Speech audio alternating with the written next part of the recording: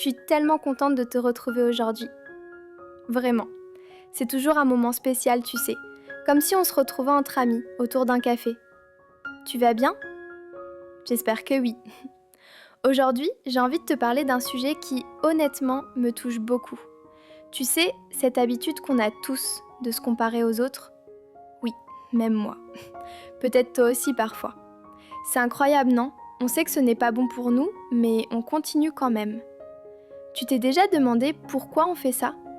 Pourquoi on regarde toujours ailleurs au lieu de regarder à l'intérieur de soi? Aujourd'hui, j'ai paré qu'on prenne ce temps ensemble pour vraiment explorer tout ça, pour comprendre, pour ressentir et peut-être pour commencer à changer doucement notre façon de voir les choses. Reste avec moi, je te promets, on va avancer doucement ensemble. Bon, alors, je vais être honnête avec toi. Moi aussi, j'ai longtemps eu cette mauvaise habitude. Encore maintenant, parfois, je tombe dedans, sans m'en rendre compte. C'est comme un réflexe automatique. Il y a quelques années, par exemple, je me souviens, j'étais à une soirée avec des amis. Tout le monde riait, partageait ses réussites. Et moi, je me sentais, comment dire, toute petite. J'avais l'impression que tout le monde était plus intelligent, plus drôle, plus accompli que moi. C'était lourd. Tu connais ce sentiment? Cette impression de ne pas être assez? Je crois qu'on a tous connu ça, à un moment ou à un autre. Et puis, il y a les réseaux sociaux, hein. Ce fameux Instagram, où tout le monde est beau, heureux, en vacances. Parfois, je restais là, à faire défiler les photos, et je me disais, pourquoi pas moi? Qu'est-ce qui cloche chez moi? Mais avec le temps et beaucoup de travail sur moi, j'ai compris quelque chose d'important. Se comparer aux autres, c'est comme courir après un mirage. Tu n'attrapes jamais rien, juste de la frustration. Tu sais, en français, se comparer veut dire essayer de mesurer sa propre valeur en se basant sur ce qu'on voit chez les autres. Mais voilà, on ne voit que la surface. On ne sait jamais vraiment ce que l'autre vit, ce qu'il ressent, ses peurs, ses doutes. Tout le monde a ses propres luttes. C'est un peu comme regarder la façade d'une maison, sans savoir ce qu'il y a à l'intérieur. Je vais t'expliquer.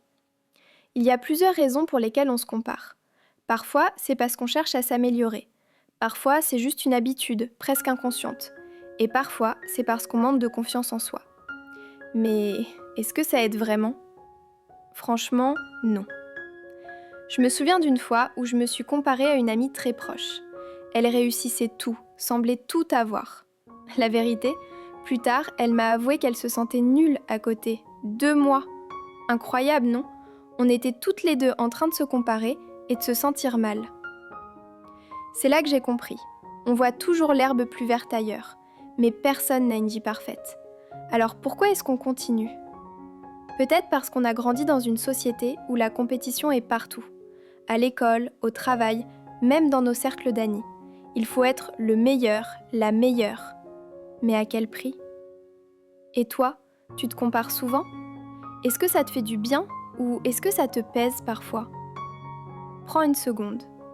Respire. Essaye de repenser à la dernière fois où tu t'es comparé à quelqu'un. Qu'as-tu ressenti? Est-ce que ça t'a aidé ou est-ce que ça t'a blessé? Tu sais, il y a une citation que j'aime beaucoup. La comparaison est le voleur de joie. Je ne sais plus qui l'a dite, mais c'est tellement vrai. Chaque fois qu'on se compare, on vole un peu de notre propre bonheur. On oublie tout ce qu'on a déjà. Et puis, soyons honnêtes, on ne se compare jamais à quelqu'un qui vit la même chose que nous, dans les mêmes conditions. Non, on choisit toujours celui qui semble mieux, plus. C'est injuste, non? Mais il y a une autre façon de voir les choses. Au lieu de se comparer aux autres, pourquoi ne pas se comparer à soi-même, à hier?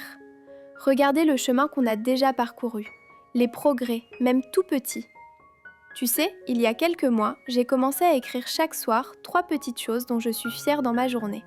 Et ça a tout changé. Au début, c'était dur, je trouvais rien. Mais petit à petit, j'ai réalisé que chaque jour, j'avançais, même d'un millimètre. Essaie toi aussi. Ce n'est pas la quantité qui compte, mais la régularité. Même une petite victoire mérite d'être célébrée. Par exemple, aujourd'hui, je suis fière de prendre le temps de te parler, de partager mes pensées. Parce que tu sais, ce n'est pas toujours facile d'ouvrir son cœur, même ici, dans un podcast. Parfois, on croit que la force, c'est d'être le plus fort, le plus parfait. Mais la vraie force, tu sais quoi ? C'est d'être vrai. D'oser dire « aujourd'hui je doute, mais je continue quand même ». Alors oui, arrêter de se comparer, ce n'est pas facile. Mais c'est possible, petit à petit.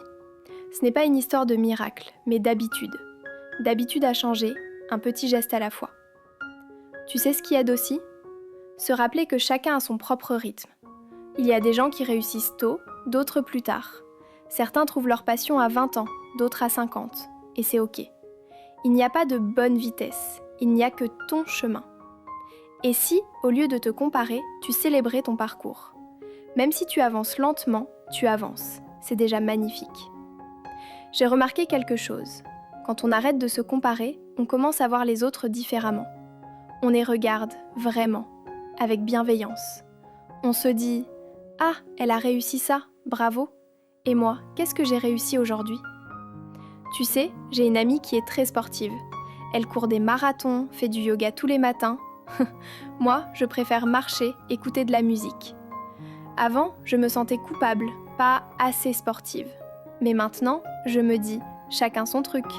Elle, c'est les marathons, moi, c'est la marche tranquille. Et c'est parfait comme ça. Il y a aussi des pièges. Parfois, on croit que la comparaison nous motive.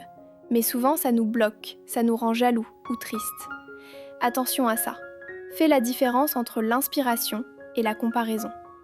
S'inspirer, c'est se dire « Waouh, j'aimerais essayer aussi ». Se comparer, c'est penser « Je ne serai jamais aussi bien qu'elle, aussi douée que lui ». Tu sens la différence, non ? Essaie de transformer la comparaison en inspiration. Si tu admires quelqu'un, demande-toi « Qu'est-ce que je peux apprendre de cette personne ?» Et surtout, rappelle-toi que tu es unique, douce, comme une grande sœur. Je crois que le plus important, c'est de s'accepter, vraiment, avec ses failles, ses doutes, ses petits succès du quotidien. C'est ça, la force tranquille. Ce n'est pas crier partout qu'on est le meilleur, non. C'est avancer doucement, à son rythme, en restant fidèle à soi-même. Entre toi et moi, tu n'as rien à prouver à personne, sauf à toi-même. Tu sais, il y a une anecdote qui m'a marquée. Un jour, en voyage à Paris, j'ai vu un petit garçon au parc. Il essayait de marcher sur un muret, et chaque fois qu'il tombait, il regardait les autres enfants. Il avait l'air triste, tu vois. Sa maman est venue, elle lui a dit « Ne regarde pas les autres, regarde devant toi, tu es déjà super, tu sais. » J'ai trouvé ça beau. C'est comme si elle lui disait, à sa façon, « Arrête de te comparer, tu es déjà suffisant. » Et toi, est-ce que tu t'autorises à être suffisant ? Tu sais, parfois, on se compare même à notre moi idéal, tu sais. On se crée une version parfaite de nous-mêmes et on se juge parce qu'on n'y arrive pas.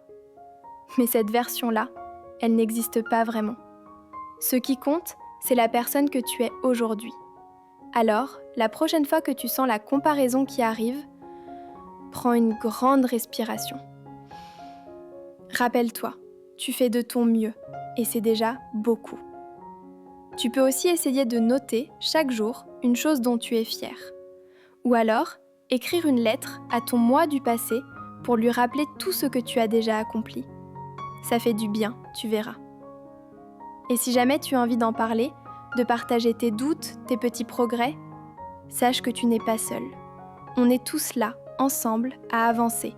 Parfois lentement, parfois vite, mais toujours un pas après l'autre. Parfois je me dis, et si on arrêtait de se prendre la tête ?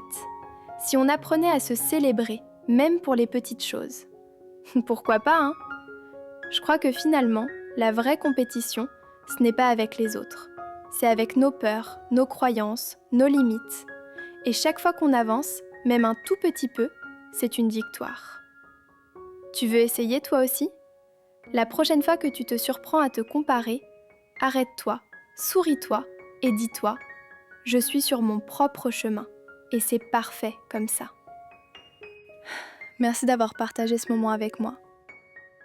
Merci de ta confiance, de ton écoute. Parler de tout ça, ça me fait du bien aussi. Tu sais, On grandit ensemble, toi et moi, chaque fois qu'on ose être vrai. Je te souhaite plein de douceur, de bienveillance envers toi-même. N'oublie pas, tu es déjà suffisant, tel que tu es. Prends soin de toi et à très bientôt, d'accord ? Moi, je suis là, chaque fois que tu en as besoin. À très vite. Bye.